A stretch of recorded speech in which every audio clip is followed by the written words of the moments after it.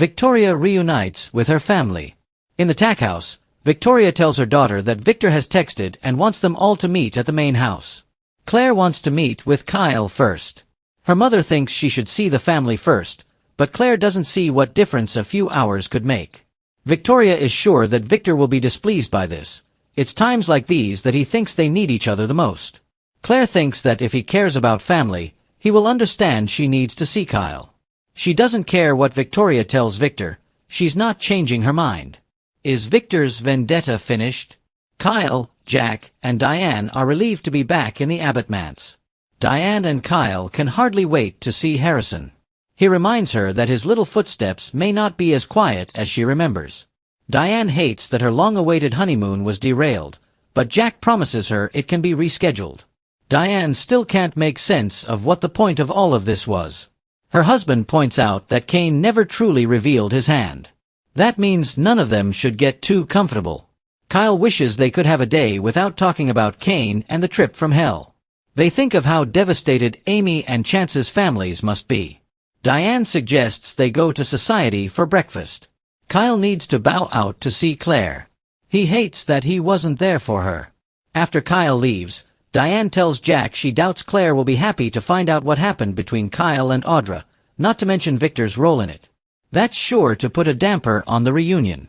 Jack says their son did the right thing in exposing Audra and Victor's dirty little plot, but his wife worries that Kyle went to the limit and that won't sit well with Claire. When she compares this to what Jack did to save Nikki, he says he's confident Claire will understand what Kyle did. Diane hopes so, but jealousy is insidious, and it is asking a lot to look past Kyle getting so close to a former lover. The only thing they can hope for is that Kane's mysterious agenda will have Victor distracted, but they know it's not in Victor's DNA to let anything go. The Newmans reunite.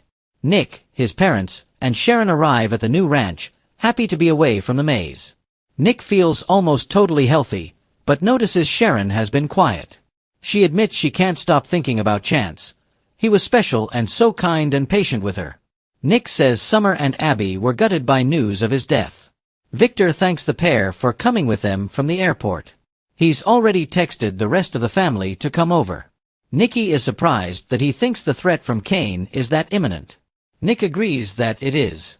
Victor adds that what is even more important right now is to support Claire and Victoria. They must need their family more than anything. Nick is eager to see his sister. They weren't there when she needed them. Victoria arrives and embraces her parents. She tells them how glad she is to see them. She's never been so heartbroken and empty in her life. It would have been too much to lose one of them as well. Victor admits that Cole was a good man and a good father. He wishes he'd had the chance to tell him that. His daughter is sure Cole would be glad to hear that, wherever he is. Nikki is convinced Cole sensed it. Victor changed his mind about him when he realized how much he loved Victoria and Claire. Nick asks his sister for a hug and wishes he'd been there to help. She admits she could have used his shoulder, and tells him he has to stay by her side in the future. His days of fighting guards in European countries are over. Nate and Audra catch up. Nate arrives outside of society and peers in to see Audra sitting alone. When he enters, she rushes over and welcomes him with a hug. He wanted to meet her at the airport, but he's been spread thin. All she's wanted was for him to hold her. She still can't believe what happened to Damien and assures him she's there for him and Amy. Going to Nice was a huge mistake, she says. Nate regrets not going.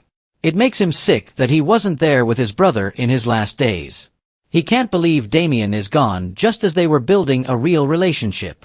Audra wishes they'd all stayed home, but asks Nate not to torture himself. They discuss how badly Amy is handling her son's death as Nate explains she's shut down. Breaking the news was the hardest thing he's ever done.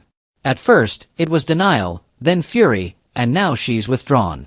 She was on a mission to reconnect with her son. Now her purpose is gone. Nate will take care of her and has to help her transport the remains. Audra asks how she can help. Nate says holding her is enough.